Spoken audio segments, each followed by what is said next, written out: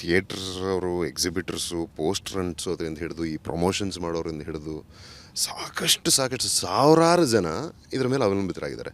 ಮುಚ್ಚೋದ್ರಿಂದ ಏನಾಗುತ್ತೆ? ಮತ್ತೊಂದಷ್ಟು ದಿನ ಸಿನಿಮಾಗಳು ರಿಲೀಸ್ ಆಗಲ್ಲ, ಅಟ್ಲೀಸ್ಟ್ ರಿಲೀಸ್ಗೆ ರೆಡಿ ಇರೋ ಸಿನಿಮಾಗಳು ರಿಲೀಸ್ ಆಗಲ್ಲ. ಸೊ ಥಿಯೇಟ್ರ್ ಇಲ್ಲ ಅಂದರೆ ಎಲ್ಲಿ ರಿಲೀಸ್ ಮಾಡೋಣ? ಸೊ ಆವಾಗ ಥಿಯೇಟ್ರನ್ನ ನಂಬ್ಕೊಂಡು ಅಲ್ಲಿ ಟಿಕೆಟ್ ಹರಿಯೋನಿಂದ ಹಿಡಿದು, ಸೈಕಲ್ ಸ್ಟ್ಯಾಂಡ್ ಕಾಯೋನಿಂದ ಹಿಡಿದು, ಸ್ಕೂಟರ್ ಸ್ಟ್ಯಾಂಡ್ ಕಾಯೋನಿಂದ ಹಿಡಿದು ಎಲ್ಲರೂ ಕೆಲಸ ಇಲ್ಲದೆ ಕೂರ್ತಾರೆ.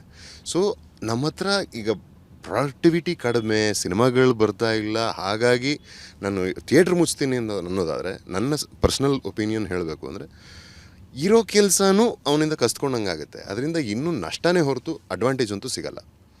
That's my personal opinion.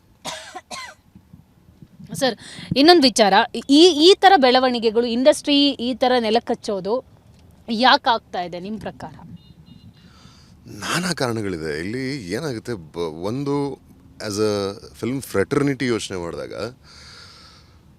ಎಷ್ಟು ಕ್ವಾಲಿಟೇಟಿವ್ ಕಂಟೆಂಟ್ ಬರುತ್ತೆ ಅನ್ನೋದ್ರಿಂದ ಹಿಡಿದು ಆ ಕಂಟೆಂಟ್ನ ಯಾವ್ಯಾವ ಇಂಟರ್ವೆಲ್ಸಲ್ಲಿ ಎಷ್ಟು ಸರಿಯಾಗಿ ಜನಕ್ಕೆ ಅವೇರ್ನೆಸ್ ಕೊಟ್ಟು ಈ ಥರ ಸಿನಿಮಾಗಳಿದೆ, ಈ ಥರ ಸಿನಿಮಾ ಬರ್ತಿದೆ, ನಮ್ಮ ಕಂಟೆಂಟ್ ಇದು, ಆ ಕಂಟೆಂಟ್ ಅವ್ನಿಗೆ ಇಂಪ್ರೆಸ್ ಆಯಿತಾ ಆಗ್ತಿಲ್ವಾ? ಒಂದಷ್ಟು ಸಿನಿಮಾಗಳು ಬ್ಯಾಕ್ ಟು ಬ್ಯಾಕ್ ಸೋಲ್ತಿದೆ ಅಂದರೆ ಅದಕ್ಕೆ ಸೋತಿದ್ದಕ್ಕೆ ಕಾರಣ ಏನು? ಅಲ್ಲಿ ನಮ್ಮದು ಏನು ಲ್ಯಾಕಿಂಗು, ಅದು ಒಂದು ಕಂಟೆಂಟಿಂದ ಇರ್ಬೋದು, ಇನ್ನೊಂದು ಇಂಟೆಂಟರಿಂದ ಇರ್ಬೋದು, ಇನ್ನೊಂದು ಲ್ಯಾಕ್ ಆಫ್ ಪ್ರಮೋಷನ್ಸಿಂದ ಇರ್ಬೋದು, ಜನರಿಗೆ ಲ್ಯಾಕ್ ಆಫ್ ಅವೇರ್ನೆಸ್, ಈ ಥರ ಸಿನಿಮಾ ಒಂದಿದೆ, ಈ ಥರ ಸಿನಿಮಾ ಕಂಟೆಂಟ್ ಇದು ಚೆನ್ನಾಗಿದೆ ಅಂತ ಅವ್ರಿಗೆ ರೀಚ್ ಆಯಿತು, ತಲುಪ್ತು ಅಂದರೆ ಬರ್ತಾರೆ. ಇಲ್ಲ ಅಂದರೆ ಎಲ್ಲಿಂದ ಬರ್ತಾರೆ? ಸೊ ಅದಿರ್ಬೋದು. ಅಥವಾ ನಮಗೆ ಇತ್ತೀಚಿನ ದಿನಗಳಲ್ಲಿ, ಕಳೆದ ಒಂದು 5-6 ತಿಂಗಳಲ್ಲಿ ಪೊಲಿಟಿಕಲ್ ಮೂಮೆಂಟ್ ಸಿಕ್ಕಾಪಟ್ಟೆ ಇತ್ತು. IPL ಮುಗಿದಿದೆ, ಮೊನ್ನೆ ಅಷ್ಟೇ ಮುಗೀತು. ಸೊ ಈಗ IPL ನೋಡೋದು ಅವನದೇ ಹಕ್ಕು, ಕರ್ತವ್ಯ. ಈ ಪೊಲಿಟಿಕಲಿ ಡ್ರಿವನ್ ಅಜೆಂಡಾಗಳು ಅಥವಾ ವಿಷಯಗಳು ನಡೀತಿರ್ಬೇಕಾದ್ರೆ ಅಲ್ಲಿ ಎಂಗೇಜ್ಮೆಂಟ್ ಆಗೋದು ಆತನದೇ ಆಯ್ಕೆ. ಸಿನಿಮಾಗಳು ಬಂದಾಗ ನೋಡೋದು ಆತನದೇ ಆಯ್ಕೆ. ಸೊ ಆತನ ಅಂದರೆ ಪ್ರೇಕ್ಷಕನ ಆಯ್ಕೆಗೆ ಆತ ಸ್ವತಂತ್ರ. ಸೊ ಅವನಿಗೆ ನಮ್ಮ ಸಿನಿಮಾ ಕಂಟೆಂಟ್ ಬರ್ತಿದೆ ಅನ್ನೋದು ಗೊತ್ತಾದಾಗ, ಅವೇರ್ನೆಸ್ ಇದ್ದಾಗ, ಸಿನಿಮಾ ಕಂಟೆಂಟ್ ಚೆನ್ನಾಗಿದೆ ಅಂತ ಅನ್ನಿಸಿದಾಗ ಅಷ್ಟೇ ಅವನು ತನ್ನ ದುಡ್ಡನ್ನು, ತನ್ನ ಟೈಮನ್ನು ವ್ಯಯಿಸೋಕ್ಕೆ ಟು ಸ್ಪೆಂಡ್ ಅವ್ನು ಯೋಚನೆ ಮಾಡ್ತಾನೆ. ಇಲ್ಲಾಂದ್ರೆ ಯಾಕೆ ಯೋಚನೆ ಮಾಡಬೇಕು? ಈಗ ನಾನೇ ಆಗಲಿ, ನೀವೇ ಆಗಲಿ, ಒಂದು ಸಿನಿಮಾ ಬಂದಿದೆ ಅಂತ ಥಿಯೇಟ್ರಿಗೆ ಹೋಗ್ಬಿಡ್ತೀವ? ಇಲ್ಲ ಅಲ್ಲ. ಸೊ ಆ ಸಿನಿಮಾ ನೋಡಬೇಕು ಅಂತ ನಮ್ಗೆ ಅನ್ಸ್ಬೇಕು. ನಾವು ಈಗ ಆ್ಯಕ್ಟರ್ ಇರ್ಬೋದು, ನೀವು ಮೀಡಿಯಾದಲ್ಲಿ ಕೆಲಸ ಮಾಡ್ತಿರ್ಬೋದು, but end of the day ನಾವು ಪ್ರೇಕ್ಷಕರೇ. ಸೊ ನಾವೆಲ್ಲ ಪ್ರೇಕ್ಷಕರಾಗಿ ಬಂದಿರೋದು, ಯಾವತ್ತಿಗೂ ನಾವು ಪ್ರೇಕ್ಷಕರೇ. ಸೊ ನಾವುಗಳೇ ಒಂದು ಸಿನಿಮಾ ನೋಡಬೇಕು ಅಂದಾಗ ನಮಗೆ ಅದ್ರಲ್ಲಿ ಬಂದಿರತಕ್ಕಂಥ ಏನೋ ಒಂದು ಇಂಪ್ರೆಸ್ ಆಗಿರಬೇಕು. ಒಂದು ಸಾಂಗ್ ಇಷ್ಟ ಆಗಿರಬೇಕು, ಇಲ್ಲ ಟೀಸರು ಟ್ರೇಲರ್ ವರ್ಕ್ ಆಗಿರಬೇಕು, ಪೋಸ್ಟರ್ ಡಿಸೈನ್ ಎಲ್ಲ ಚೆನ್ನಾಗಿದೆ ಅನಿಸ್ಬೇಕು, ಇಲ್ಲ ಕ್ವಾಲಿಟಿ ಚೆನ್ನಾಗಿದೆ ಅನಿಸ್ಬೇಕು, ಅಥವಾ ಅಲ್ಲಿ ನನ್ನ ಇಷ್ಟದ ನಟಿ ಇರಬೇಕು.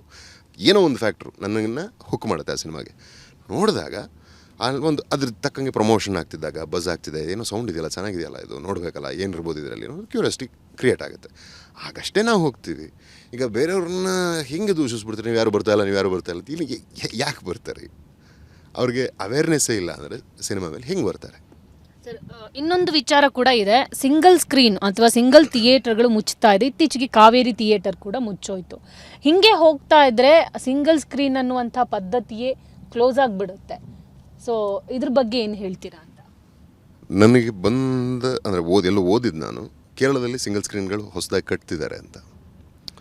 ಸೊ ಅಲ್ಲಿಗೂ ಇಲ್ಲಿಗೂ ಏನು ವ್ಯತ್ಯಾಸ? ಇನ್ನೂ ಒಂದು ಹೇಳ್ತಾರೆ. ಈಗ ಕಳೆದ 4-5 ತಿಂಗಳಲ್ಲಿ, ಅಂದರೆ ಜಾನ್ವರಿಯಿಂದ ಕೇರಳ ಬಿಸ್ನೆಸ್ಸು 1000 crores ದಾಟಿದೆ. ಮಲಯಾಳಂ ಇಂಡಸ್ಟ್ರಿ, ಕನ್ನಡ ಇಂಡಸ್ಟ್ರಿದು 100 ಕೋಟಿನೂ ದಾಟಿಲ್ಲ ಅಂತಾರೆ. ಇಲ್ಲಿ ಸಿನಾರಿಯೋ ಇಷ್ಟೇ.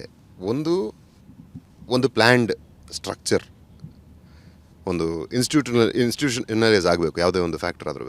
ಸೊ ನಮ್ಮ ಹತ್ರ ಇಷ್ಟು ಸಿನಿಮಾ ಇದೆ, ಈ ಥರ ಸಿನಿಮಾಗಳು ಬರ್ತಾಯಿದೆ, ಅಲ್ಲಿ ಅದನ್ನು ಯಾವ ರೀತಿ ಅಂದರೆ ಎಲ್ಲರೂ, ನಾನು ತುಂಬ ಚಿಕ್ಕವನು ಅದನ್ನು ಮಾತಾಡೋಕ್ಕೆ, ದೊಡ್ಡವರೆಲ್ಲ ಸೇರಿ ಅಥವಾ ಇಡೀ ಚಿತ್ರರಂಗ ಒಂದಾಗಿ ನಿರ್ಣಯ ತೊಗೊಂಡು ಕ್ವಾಲಿಟಿ ಕಂಟ್ರೋಲ್ನಾಗಲಿ ಅಥವಾ ರಿಲೀಸ್ ಕಂಟ್ರೋಲ್ನಾಗಲಿ ಅದಕ್ಕೆ ಒಂದು ಟೈಮ್ ಲೈನ್ ಇಟ್ಟು ಅದನ್ನು ಸ್ಟ್ರಕ್ಚರ್ಡಾಗಿ ಮಾಡಿದಾಗ ತುಂಬ ಚೆನ್ನಾಗಿರುತ್ತೆ, ಅಥವಾ ವರ್ಕ್ ಆಗ್ಬೋದು. ಯಾಕಂದರೆ ನಾವೆಲ್ಲರೂ ತಿಳಿದಿರೋ ಹಾಗೆ ಮಲಯಾಳಂ ಇಂಡಸ್ಟ್ರಿಯಷ್ಟು ನೆಲಕಚ್ಚಿದಂಥ ಇಂಡಸ್ಟ್ರಿ ಇನ್ನೊಂದಿಲ್ಲ.